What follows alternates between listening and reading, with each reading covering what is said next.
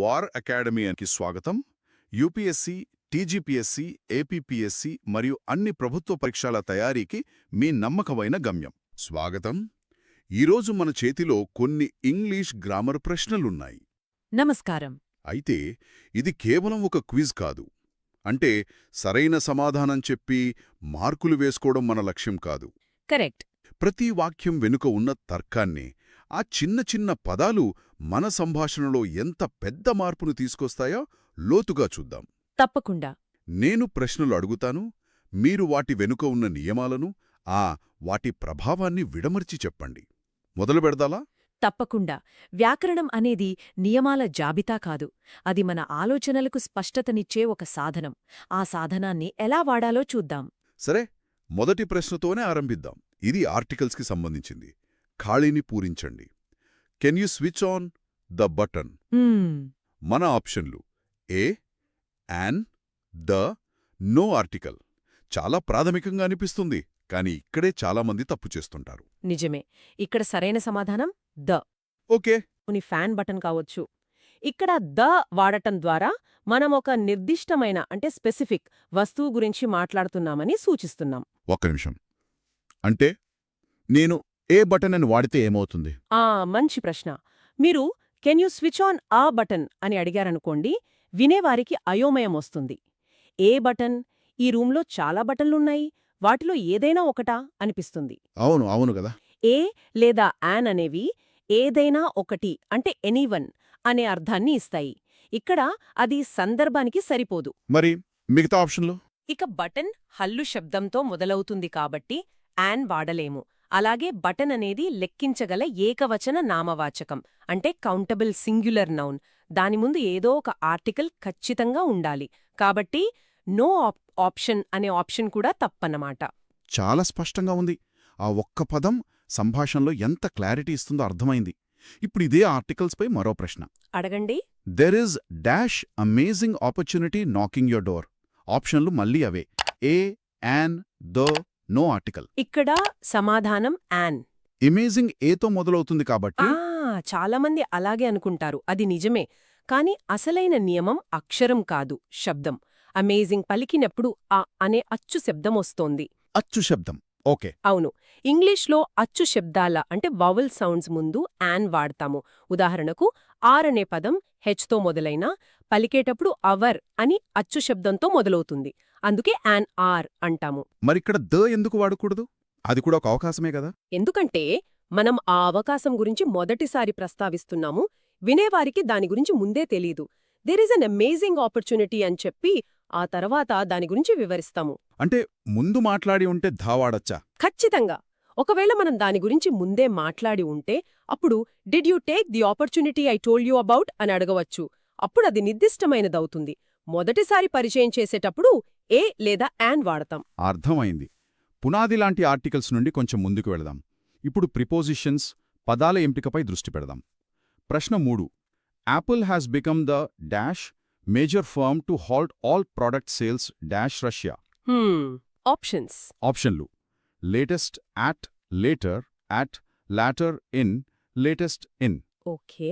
ఇక్కడ సరైన option latest, in. ఎలా? ఈ వాక్యాన్ని 2 భాగాలుగా విడదీద్దాం. మొదటి ఖాళీలో ది డాష్ మేజర్ ఫర్మ్ అని ఉంది. అంటే ఈ పనిచేసిన సంస్థలలో అత్యంత ఇటీవలి సంస్థని చెప్పాలి. దానికి లేటెస్ట్ అనే పదం సరిగ్గా సరిపోతుంది. లేటర్ లేదా లాటర్ ఎందుకు కాదు? లేటర్ అంటే తర్వాత, లాటర్ అంటే రెండవది అని అర్థం. అవి ఇక్కడ సరిపోవు. ఇక రెండో ఖాళీలో దేశం పేరు రష్యా ఉంది. దేశాలు, నగరాలు, ఖండాలు లాంటి పెద్ద భౌగోళిక ప్రాంతాల ముందు ఇన్ అనే ప్రిపోజిషన్ వాడతాము. ఎట్ వాడకూడదా? ఎట్ అనేది ఒక నిర్దిష్టమైన పాయింట్ లేదా చిన్న ప్రదేశానికి వాడతాము. ఉదాహరణకు ఎట్ ది బస్ స్టాప్ లాగా. దేశాలకు కాదు.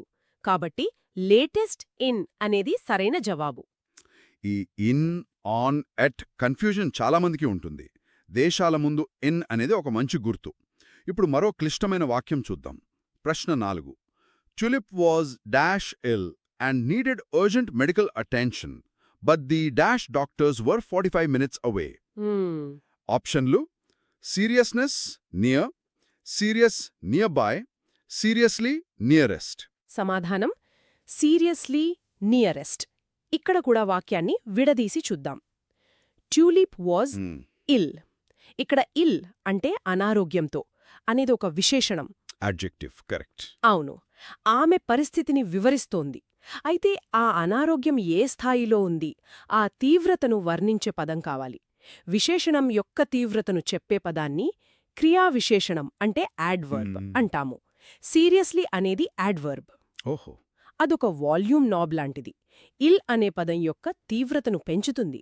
అందుకే సీరియస్లీ ఇల్ అనేది సరైన ప్రయోగం. సీరియస్ ఇల్ కాదు. అద్భుతమైన పోలిక. మరి రెండో ఖాళీ సంగతేంటి? Nearest doctors.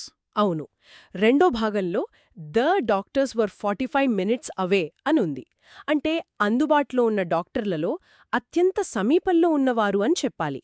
నియర్ అంటే దగ్గర, నియర్ బై అంటే సమీపంలో. కానీ ఇక్కడ ద ఉంది కదా. ఎగ్జాక్ట్లీ. ద అనే ఆర్టికల్ తర్వాత ఉన్నవాటన్నింటిలోకెల్లా అత్యంతమైనది చెప్పడానికి సూపర్లేటివ్ ఫామ్ వాడతాము. నియర్, నేర, నియరెస్ట్. అందుకే ద నియరెస్ట్ డాక్టర్స్ అనేది సరిగ్గా సరిపోతోంది. సరే, ఇప్పటిదాకా ఖాళీలను పూరించాం. ఇప్పుడు వాక్యంలో దాగి ఉన్న తప్పులను కనుక్కునే ప్రయత్నం చేద్దాం. ఇది కొంచెం కష్టం. 5వ ప్రశ్న.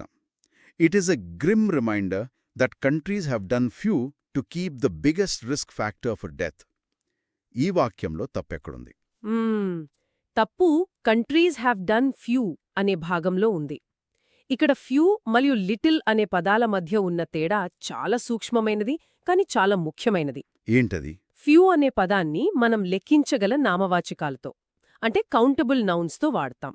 ఉదాహరణకు ఫ్యూ బుక్స్, ఫ్యూ పీపుల్. కాని ఈ వాక్యంలో దేశాలు చేసిన పని లేదా చేసిన కృషి గురించి మాట్లాడుతున్నాము. కృషిని లెక్కించలేం కదా. కరెక్ట్. అది లెక్కించలేనిది, అంటే అన్కౌంటబుల్. లెక్కించలేని వాటికి లిటిల్ వాడాలి. కంట్రీస్ హ్యావ్ డన్ లిటిల్ అంటే చేసిన కృషి చాలా తక్కువ అని అర్థం.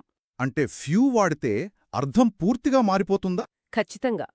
కంట్రీస్ హ్యావ్ డన్ లిటిల్ అంటే చేసిన కృషి చాలా తక్కువ, దాదాపు శూన్యం అని నిరాశాజనకమైన భావాన్నిస్తుంది.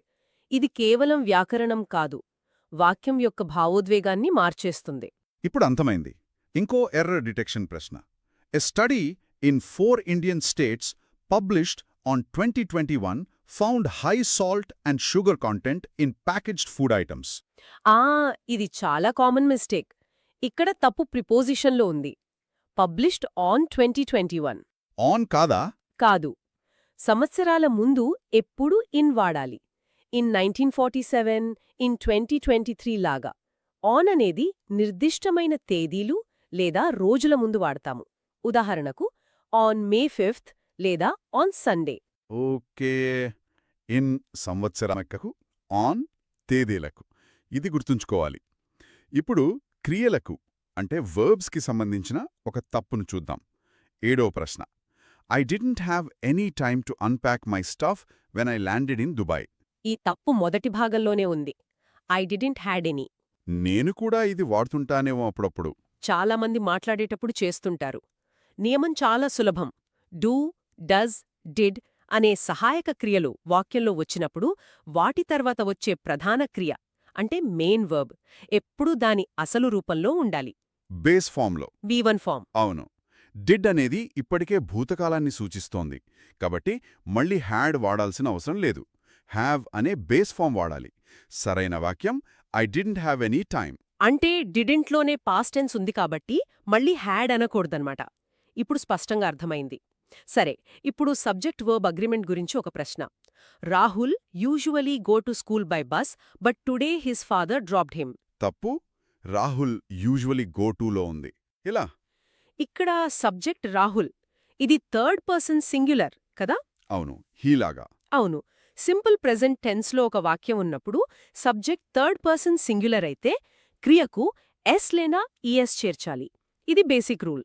కాబట్టి గో బదులుగా గోజ్ ఉండాలి. సరైన వాక్యం Rahul usually goes to school. I go, we go, కానీ హీ గోస్. ఇప్పటిదాకా మనం వాక్యం మధ్యలో చేసే తప్పుల గురించి మాట్లాడాం. ఇప్పుడు క్వశ్చన్ ట్యాగ్స్ చూద్దాం. 9వ ప్రశ్న. She should try harder to pass the exam dash. ఆప్షన్లు shouldn't she, shall she, isn't it? Did she? సరైన సమాధానం షుడ్ంట్ షీ. దాని రూల్ ఏంటి? క్వశ్చన్ ట్యాగ్స్కి ఒక సులభమైన సూత్రముంది. వాక్యం పాజిటివ్గా ఉంటే ట్యాగ్ నెగటివ్గా ఉండాలి, వైస్ వర్సా. ఇక్కడ షీ షుడ్ ట్రై హార్డర్ అనేది ఒక పాజిటివ్ వాక్యం. Okay, so tag negative. అవును. రెండవ నియమం, వాక్యంలో ఏ సహాయక క్రియ లేదా మోడల్ వర్బ్ ఉంటే ట్యాగ్లో కూడా అదే వాడాలి. ఇక్కడ షుడ్ ఉంది కాబట్టి ట్యాగ్ షుడెంట్తో మొదలవ్వాలి. సబ్జెక్ట్ షీ కాబట్టి పూర్తి ట్యాగ్ షుడెంట్ షీ. చాలా సులభంగా చెప్పారు. అదే సూత్రంతో మరో ప్రశ్న, 10వది. You don't know where my mother is working dash. ఆప్షన్లు should you, do you, does you, didn't you. ఇక్కడ సరైన సమాధానం డూ యూ. ఎందుకంటే వాక్యం నెగటివ్. కరెక్ట్. వాక్యం యూ డోంట్ నో అనేది నెగటివ్ కాబట్టి ట్యాగ్ పాజిటివ్గా ఉండాలి. వాక్యంలో సహాయక క్రియ డూ ఉంది కదా డోంట్లో, కాబట్టి ట్యాగ్లో కూడా అదే ఉండాలి. అందుకే డూ యూ సరైనది. బాగుంది. ఇప్పుడు అంశాన్ని మారుద్దాం. వాయిస్ యాక్టివ్ నుంచి ప్యాసివ్ వాయిస్లోకి. 11వ ప్రశ్న. He loves London clubs.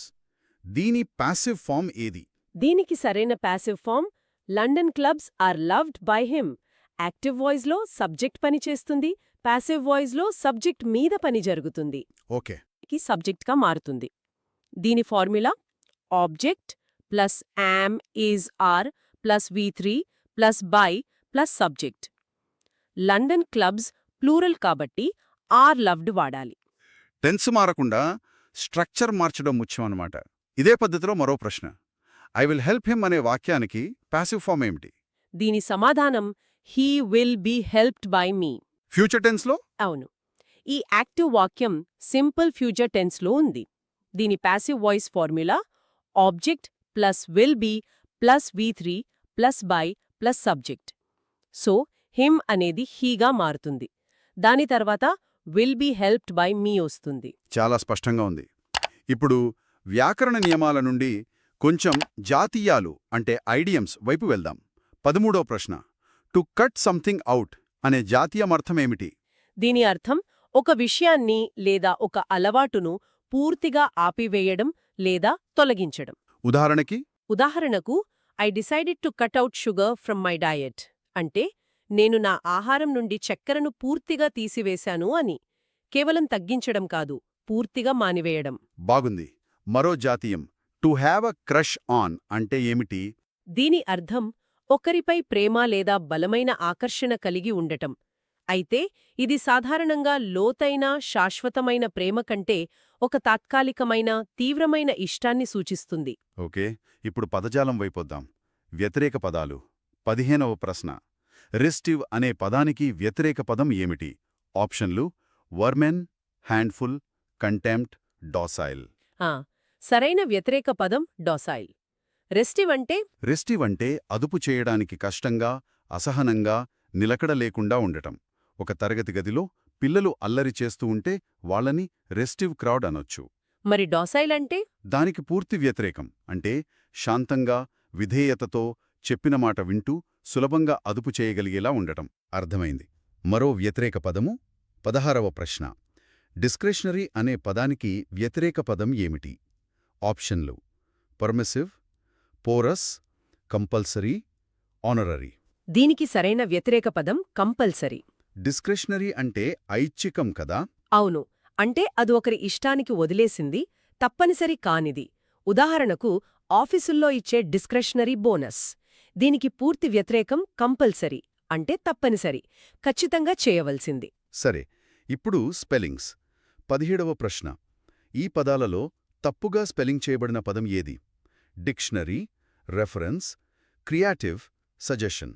చాలా తేలికగా కనిపెట్టచ్చు. తప్పుగా స్పెల్లింగ్ చేయబడిన పదం క్రియేటివ్. ఎక్కడ తప్పుంది? సరైన స్పెల్లింగ్ CREATIVE, క్రియేటివ్. ఇచ్చిన పదంలో ఏ అక్షరం అదనంగా ఉంది. ఓకే, ఇప్పుడు దీనికి వ్యతిరేకం. సరిగ్గా స్పెల్లింగ్ చేయబడిన పదం ఏది? Remaining, created, blossom, pastor. ఈ ఆప్షన్లలో సరిగ్గా స్పెల్లింగ్ చేయబడిన పదం రిమైనింగ్. మరి మిగతావి? మిగతా పదాల సరైన స్పెల్లింగ్లు క్రియేటెడ్కి బదులుగా క్రియేటెడ్, బ్లాసమ్కి బదులుగా బ్లాసమ్. ఇక పాస్టర్ అనే పదం ఇంగ్లీష్లో లేదు. ఇప్పుడు చివరి విభాగానికొచ్చాం. హోమోఫోన్స్ అంటే ఒకేలా వినిపించే వేర్వేరు అర్థాలున్న పదాలు. 19వ ప్రశ్న. The teacher allowed the students to sing aloud. Options: ఆప్షన్లు allowed, aloud; creek, creak; insight, incite; hole, whole. ఆ. సరైన జవాబు అలౌడ్, అలౌడ్. ఈ రెండు పదాలు పలకడానికి ఒకేలా ఉన్నా వాటి అర్థాలు, స్పెల్లింగులు వేరు. ఎలా సరిపోతాయి? మొదటి ఖాళీలో అలౌడ్ ALLOWED అంటే అనుమతించారు అని క్రియ సరిపోతుంది. రెండో ఖాళీలో అలౌడ్ ALOUD అంటే గట్టిగా, బిగ్గరగా అని అర్థం. టీచర్ విద్యార్థులను గట్టిగా పాడటానికి అనుమతించారు. పర్ఫెక్ట్. అవును. అద్భుతం. ఇప్పుడు చివరి ప్రశ్న. మరో హోమోఫోన్ జంట. I want to this flat which is nothing but of a size of a dash. Okay. ఆప్షన్లు: sell, cell; break, brake; role, roll; real, reel. ఇక్కడ సరైన ఆప్షన్ సెల్, సెల్. వివరించండి. మొదటి ఖాళీలో సెల్ SELL అంటే అమ్మడం అని సరిపోతుంది.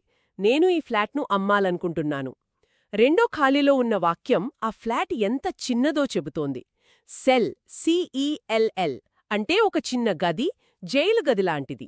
అంటే పోలిక కోసం వాడారు. అవును. ఆ ఫ్లాట్ చాలా చిన్నది అని చెప్పటానికి ఒక రూపకంగా అంటే మెటఫర్ లాగా ఈ పదం సరిగ్గా సరిపోతుంది. బావుంది.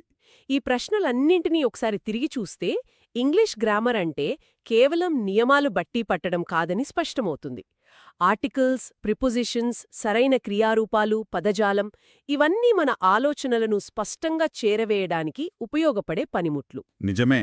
ఒక చిన్న ద లేదా ఏ, ఫ్యూ లేదా లిటిల్ వాక్యం యొక్క మొత్తం భావాన్ని మార్చేగలవు. అవును, దాని టోన్ని కూడా. ఈ విశ్లేషణ మన శ్రోతలకు సహాయపడిందని ఆశిస్తున్నాము. మనం రోజూ మాట్లాడేటప్పుడు లేదా రాసేటప్పుడు ఈ చిన్న విషయాలపై కొంచెం శ్రద్ధ పెడితే మన కమ్యూనికేషన్ మరింత మెరుగవుతుంది. అయితే ఇక్కడ ఒక ప్రశ్న తలెత్తుతుంది. ఏమిటది? భాష అనేది నిరంతరం మారుతూ ఉంటుంది కదా.